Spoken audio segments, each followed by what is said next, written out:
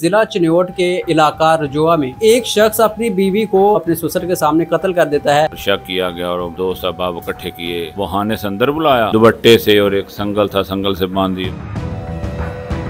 Sir ये बताइएगा कि ये वाकया है क्या, ज़रा इसकी तफसील बताइएगा।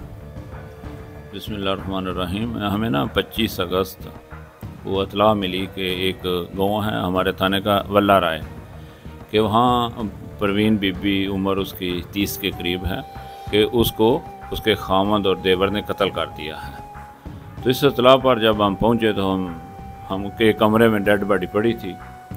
हम गए तो हमने कॉर्डन कर लिया, जिस तरह हमारा ये तरीक़ाकार होता है क्राइम सीन को प्रिजर्व करने का। तो उसके बाद हमने अपनी फ्रांसिक की टीम बुलाई, क्राइम सीन यूनिट बुलाया और मुलजमान जो थे वो फरार थे। बड़ा जुल्म था, बड़ी ज़्यादती थी। एक हवा की बेटी को बिला वजह मामूली से वाक़े पर एक शक की बिना पर कत्ल कर दिया गया। देखें ये कितनी सितम ज़रीफ़ी है हमारे माशरे की कि किसी ने आज तक किसी बेटे को, किसी भाई को तो बद चलने के शुबे पे कत्ल नहीं किया। जब भी भीड़ चढ़ती है तो हमारी बेटियाँ चढ़ती हैं। तो ये हमारे माशरे का एक अलहदा अलमिया है। सर ये इस FIR में, इस केस में मुद्दई कौन है, उसका क्या ताल्लुक़ है उस औरत से जिसको जो है वो कत्ल किया गया? इसमें जो मुद्दई है वो उसका वालिद है, शमा नाम का बुज़ुर्ग आदमी है। उसकी रीना औलाद भी ना है। उसकी 4 बेटियां ही थी। 2 बेटियां जो थी, एक रियाज के घर थी और जो बेटी कत्ल हो चुकी है, और एक उसका दूसरा जो दामाद असलम उसके घर थी। तो सब एक ही घर में मुश्तरका जॉइंट फैमिली जिस तरह गाँव में होती है उसी तरह ही रह रहे थे। तो उसका वाला जो है वो मुद्दई है इससे। तो सर ये इस तरह की पहले जब आपने इन्वेस्टिगेशन की तो क्या पहले भी इस तरह के झगड़े उनके घर में हो चुके हैं जो लड़की कत्ल हुई है? नहीं, इससे पहले तो इतने झगड़े नहीं थे, मामूली थे, लेकिन पुलिस तक कोई रिपोर्ट नहीं थी। गांव लेवल पे कोई बरादरी ने कोई फैसला नहीं किया था। ये अचानक ही उनके घर में ना ये मामला बना और शक किया गया और फिर उन्होंने दोस्त अहबाब इकट्ठे किए लड़की को पूछने के लिए। फिर ये वाक़या हो गया। उन्होंने बहाने से अंदर बुलाया कि हमने इससे कोई बात पूछनी है, तस्दीक करनी है, तो कत्ल कर दिया।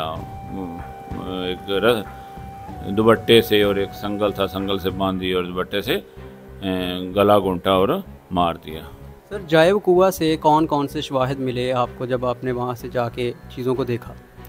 जायब कुआ से हमें एक दुपट्टा मिला और एक संगल मिला, सही, और ये दोनों चीज़ें मिली। और दूसरी चीज़ें जो हैं वो हमने लेबॉर्ट्री भेजी हुई हैं, सही, कि वहाँ फिंगर उठाए गए, सही है। फिंगर के अलावा वहाँ जो चीज़ थी कि इसको हाथ तो नहीं लगा, इससे तो नहीं मारी गई, तो वो जितनी भी ज़रूरी चीज़ें थी वो हमने सारी की सारी फ्रांसिक भेज दी हैं। तो कितने मुल्ज़मान हैं इस केस में, कितने लोगों ने मिलकर जो है वो कत्ल किया है इस लड़की का? सरे दोस्त तो मुल्ज़मान जो थे वो 2 ही हैं, एक उसका खामद और एक उसका जो है ना बनोई। मुजरम को सर आपने कहाँ से गिरफ़्तार किया, किस हालत में गिरफ़्तार किया और कितने दिनों के बाद जो है वो गिरफ़्तार किया गया? दोनों मुल्ज़मान को हमने बड़ी मुश्किल से हर तरह से ट्रैक किया, ट्रेस किया। टेक्निकल जितनी भी हमारी ज़राए थे वो हमने इस्तेमाल किए और अल्हम्दुलिल्लाह हमने 2 दिन के अंदर जो है ना मुल्ज़मान को गिरफ़्तार कर लिया। मुल्ज़मान ने किया है अपने जुर्म का एतराफ़? हाँ, उन्होंने जुर्म का एतराफ़ तो किया है। तो हमने केस भी इसका बड़ा अच्छा तैयार किया है क्योंकि गैरत के नाम पे ये कत्ल है। तो इंशाल्लाह सज़ा ज़रूर दिलवाएंगे और मुद्दई भी अभी स्टैंड है। कौन कौन सी सर दफ़ात लगी हैं इसमें मुल्ज़मान के ऊपर? ये 302 और 311 जो गैरत के नाम पे ना ऑनर किलिंग, उसकी सेक्शन वो लगी हैं।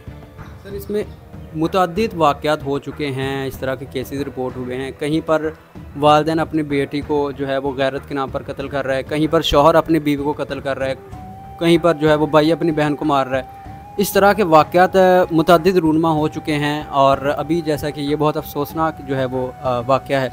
इस हवाले से आप नाजरीन को, लोगों को क्या पैगाम देना चाहेंगे?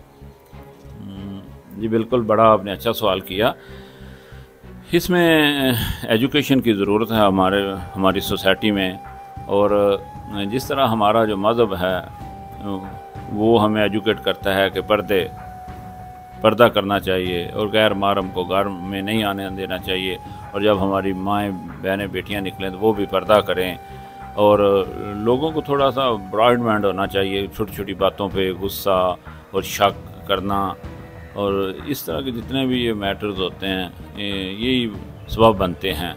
تو پہلے تو لوگوں کو ایجوکیشن کی ضرورت ہے، پھر جو ہمارا یہ مذہبی تعلیم ہے اس معاملے میں اس پر عمل کرنا چاہیے، پھر واقعات روک سکتے ہیں. اور تیسرا جو ہے وہ سزا ملنی چاہیے ان ملزمان کو کہ کچھ دیر بعد جو مدعی ہوتے ہیں وہ، کیونکہ یہ آپس میں رشتہ دار ہی ہوتے ہیں، وہ عدالت میں صلح کر لیتے ہیں.